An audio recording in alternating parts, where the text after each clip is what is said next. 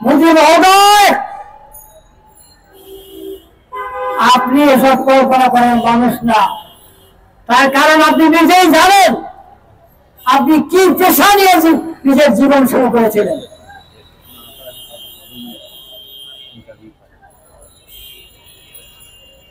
বাংলাদেশের মুসলমানরা ভারত এবং পাকিস্তানি মুসলমানদের চেয়ে অনেক রাজনৈতিক সচেতন। আমরা পরিষ্কার বুঝতে পেরেছি মোদী আরেকটা নতুন খেলায় মেতে উঠেছে।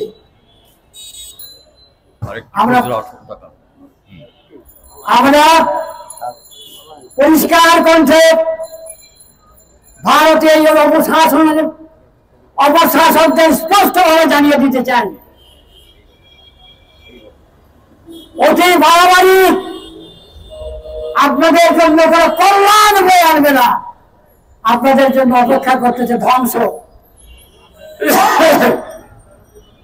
আপনারা আমাদের পানি বন্ধ করেছিলেন, আমরা আপনাদের দাসত্ব স্বীকার করেছিলাম বলে, কিন্তু পাকিস্তানের পানি আপনি বন্ধ করতে পারবেন না, কারণ তারা দাসত্ব স্বীকার করে না।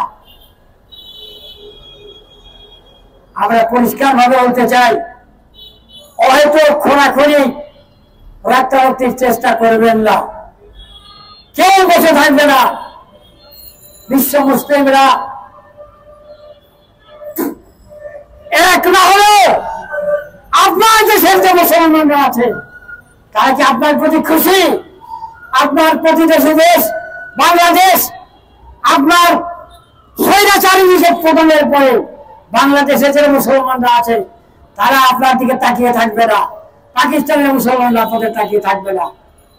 আপনাকে এখনো সময় আছে, আপনি এইসব বাজে ফন্দি থেকে বাদ দিয়ে বিশ্ব শান্তি প্রতিষ্ঠায় মগ্ন হন, অন্যথায় আপনার জন্য বিশাল ক্ষতির সম্ভাবনা হবে। আপনার বৃহৎ ভারত টুকরো টুকরো হয়ে যাবে।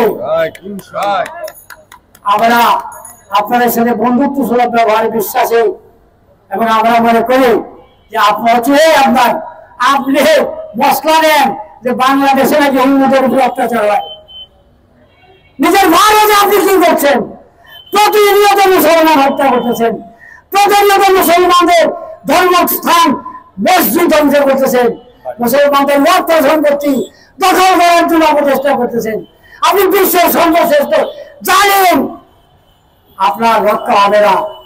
আমরা পরিষ্কার ভাবে বলতে চাই, ভারতীয় মুসলমানদের পিছনে বিশ্বের সকল মুসলমান এক এবং ঐক্যবদ্ধ, এবং আমরা চাই না এখানে পুরো অঘটন ঘটুক। আমরা পরিষ্কার ভাবে বলতে চাই, আমরা শান্তিতে বিশ্বাস করি। মুসলমানরা ইসলাম ধর্মাবলম্বী, ইসলাম শব্দ শান্তি, আমরা শান্তিতে বিশ্বাস করি। আমরা ভারতীয় অপশাসনকে আবারও বিমর্ষের অনুরোধ করতেছি, এই মরণ খেলা থেকে নিজেকে সরিয়ে নিন, অন্যথায় আপনার ধ্বংস অপরিহার্য অপরিহার্য অপরিহার্য। আল্লাহ আমাদের সহায় হন। আমিন। ওয়া আখিরু দাওয়ানা আলহামদুলিল্লাহি রাব্বিল আলামিন।